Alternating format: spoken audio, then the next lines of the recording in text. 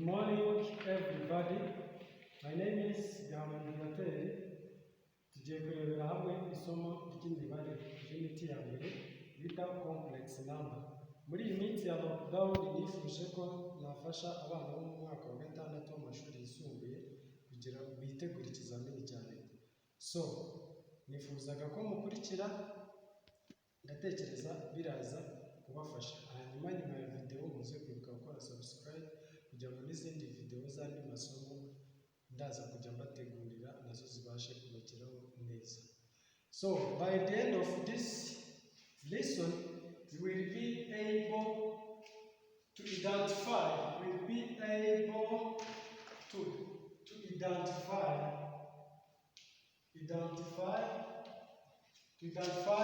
real part and imaginary part of a complex number. By the second, you will be able to convert a complex number from one form to another. Izi ngizi nizo objectives nifuza ko umunyeshuri araza kuba ari able yo kuba azi nyuma y'iri somo. Complex number rero dusanzwe tuzi ko mu mibare tugira set of number. We have a natural number, we have a natural number symbolized by this letter, we have real numbers, we have integer numbers and rational numbers. So a complex number also it is denoted by letter C. Ubwo rero muri this set of number iyo ubonye ngiyi umenya ko ari complex number. So for the complex number dusanzwe tuzi neza ko ubusanzwe ni real number square root of a negative number it is impossible in real number.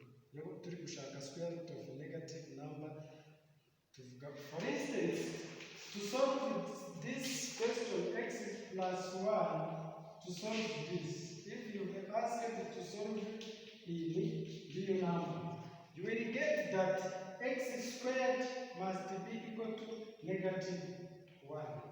And as if you are solving for x, uzahita ko square root of negative number idashoboka. Ntabwo biba kuvanga igisubizo. Nta value ishobora gusatisfyinga this unknown variable, I mean this equation muri real numbers. Ukuvuga ngo nta mubare wo muri real numbers ushobora gusimbuzamo hano kugira ngo iyi equation ize kungana 0. Niyo mpamvu turaza kwitabaza izindi set of numbers.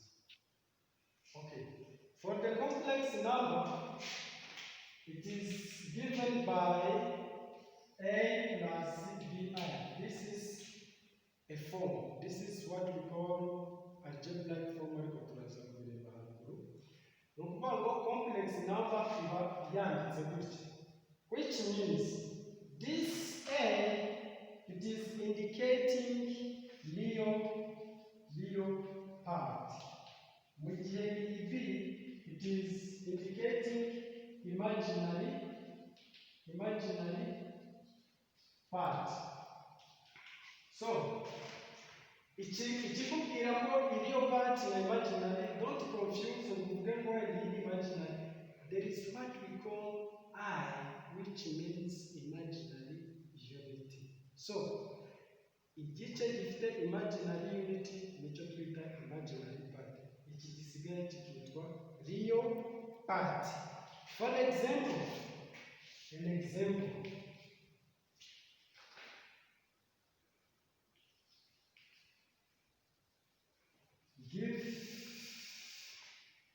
Give two examples of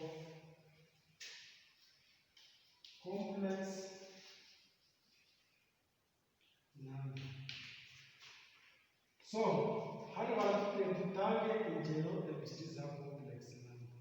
For instance, if I write 2 plus I, it is an example of a complex number kubera ko dufite bya bice bibiri. Dufite real part tukagira na imaginary part. Niba nanditse 4 plus 3i for example, this is also a complex number because we have real part and the imaginary part. can be asked to identify or to show the real part and imaginary part of any majority complex number. Bashobora kukubwira ngo niba iyi ngiyi is a complex number baguhaye werekana real part.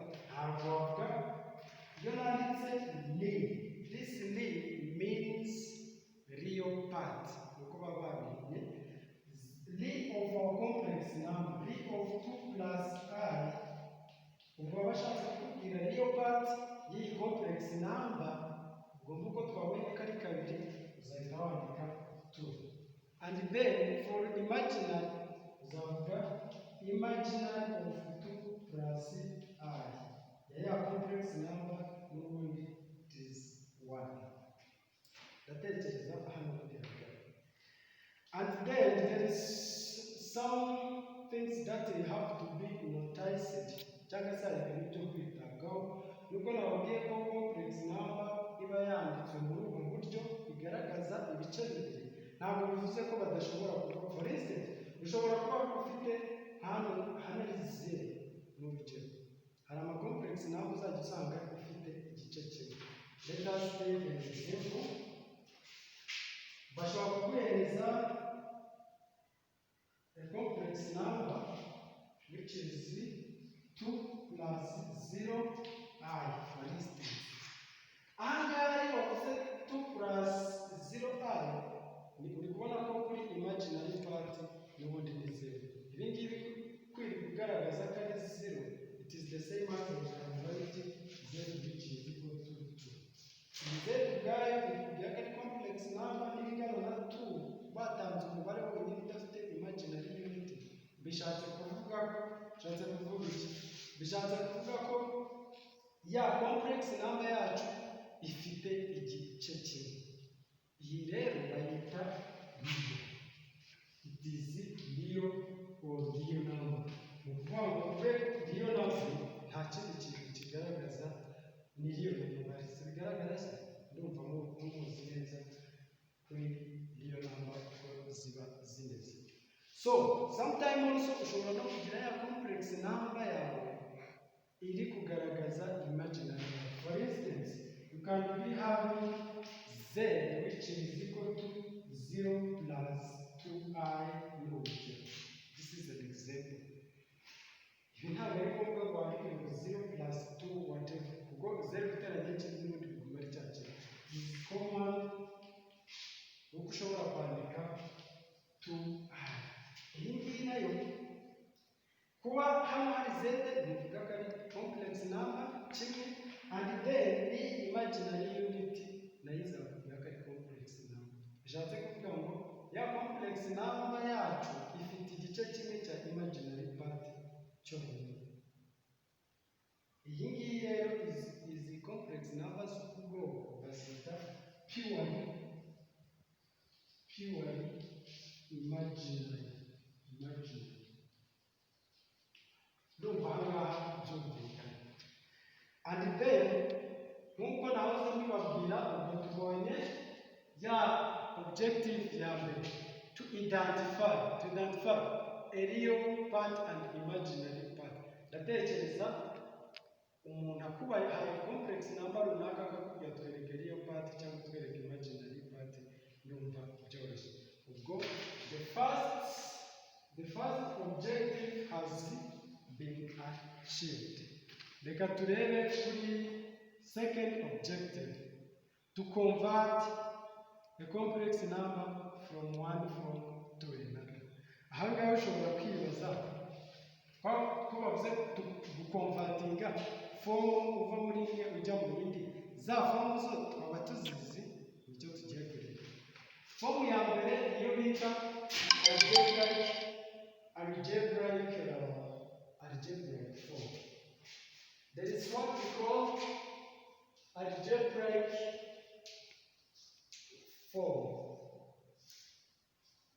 This is the first form of a complex number. Ahangaha twabonye ko a complex number can be written as a plus bi, showing the two parts of a complex number. real number, I mean real part na imaginary part. Complex number tuzasanga zanditse muri ubu buryo nizo iyi form bayita algebraic form. Urugero dushobora kuba dufite, this is an example, dushobora kuba dufite z which is equal to plus r nk'uko twabibonye hano kuri urugero. Iyi ngiyi izaba ari an algebraic form, and you can be having also z which is equal to 3 minus 2i, for instance, in nazo algebraic form. So iyi algebraic form rero rimwe na rimwe bashobora kuba bakubajije, bashobora kuguha ikibazo bakakubwira find algebraic form cyangwa Cartesian form cyangwa whatever. It have some common names. It can be algebraic form, ishobora kwitwa rectangular form, ishobora nanone kwitwa Cartesian form, cyangwa se kitwa standard form. Aya yose ni amazina ya complex number ziba zanditswe muri ubu buryo. Noneho rero let us look for definition